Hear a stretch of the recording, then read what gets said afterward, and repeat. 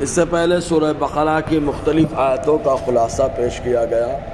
ابھی اپنے سامنے جو آیت کریمہ ہے، اس آیت کریمہ کا نزول کب ہوا، اس سلسلے میں الگ الگ روایتیں پائی جاتی ہیں۔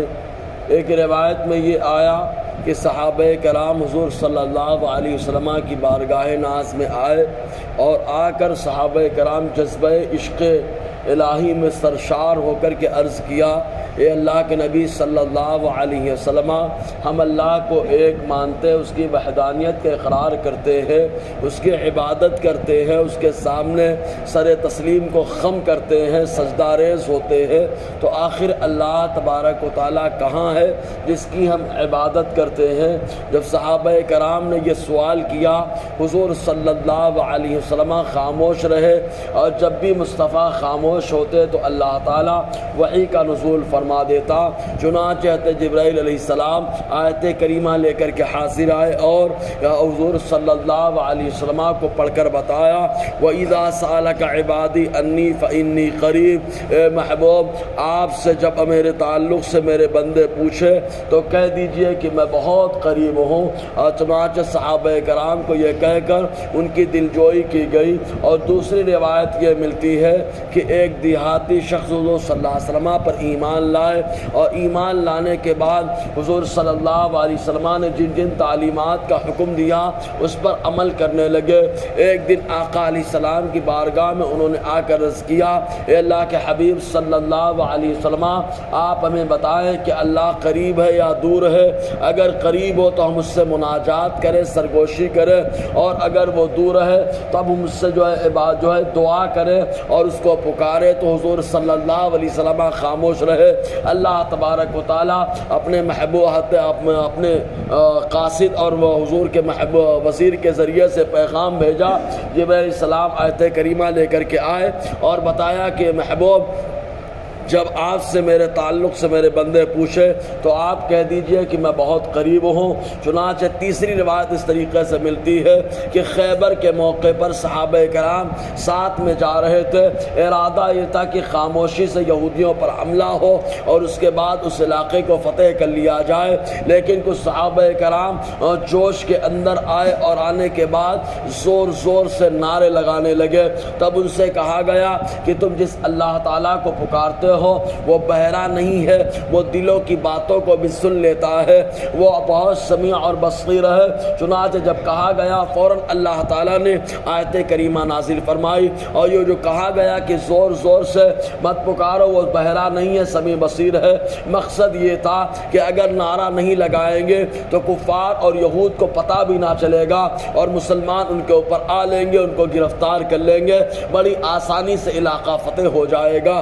تو اللہ تعالیٰ ارشاد فرماتا ہے، وَإِذَا سَأَلَكَ عِبَادِي عَنِّي فَإِنِّي قَرِيب، اور جب پوچھیں آپ سے میرے بندے عنی میرے تعلق سے، فَإِنِّي قَرِيب، تو آپ کہہ دیں میں بہت قریب ہوں۔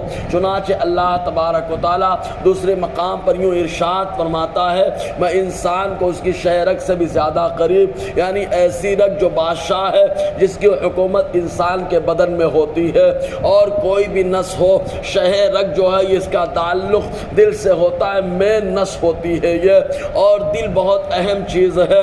چنانچہ علامہ اسماعیل حقی علیہ رحمۃ اللہ نے روح البیان کے اندر لکھا، ارشاد فرماتے ہیں انسان کے اندر دو طرح کی روح ہوتی ہے، ایک روح حیوانی ہوتی ہے اور ایک روح سلطانی ہوتی ہے۔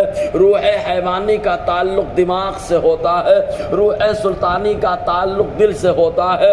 یہی وجہ ہے کہ جب انسان بستر استراحت پر جاتا ہے، سو جاتا ہے، تو روح حیوانی جس کا تعلق دماغ سے ہوتا ہے وہ نکل جاتی ہے اور پورے میں گشت کرتی ہے، گھومتی ہے۔ اس کے بعد پھر آ کر کے جب انسان کے دماغ میں روح رہتی ہے تو انسان جاگ جاتا ہے، تو دماغ کی روح جو ہوتی ہے اس کو روح حیوانی کہا جاتا ہے۔ وہ نکل جائے تو آدمی کو نیند آ جاتی ہے، اور ایک روح سلطانی ہے جو دل میں ہے۔ چنانچہ اس روح کا تعلق آدمی کی جان سے ہے کہ اگر وہ روح بدن میں وہ روح دل میں ہے تو بدن سلامت ہے، آدمی زندہ ہے، اور اگر وہ روح نکل جائے تو آدمی ختم ہو جاتا ہے۔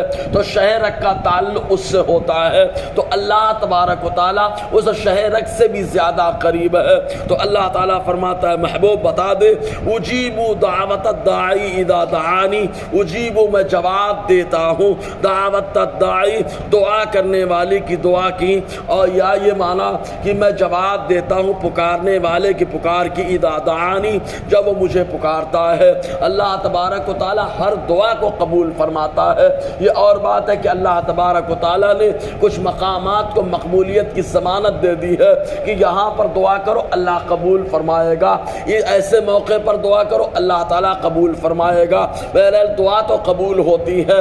قبولیت کے لیے کیا ہے؟ دعا کی 3 صورتیں ہوتی ہے۔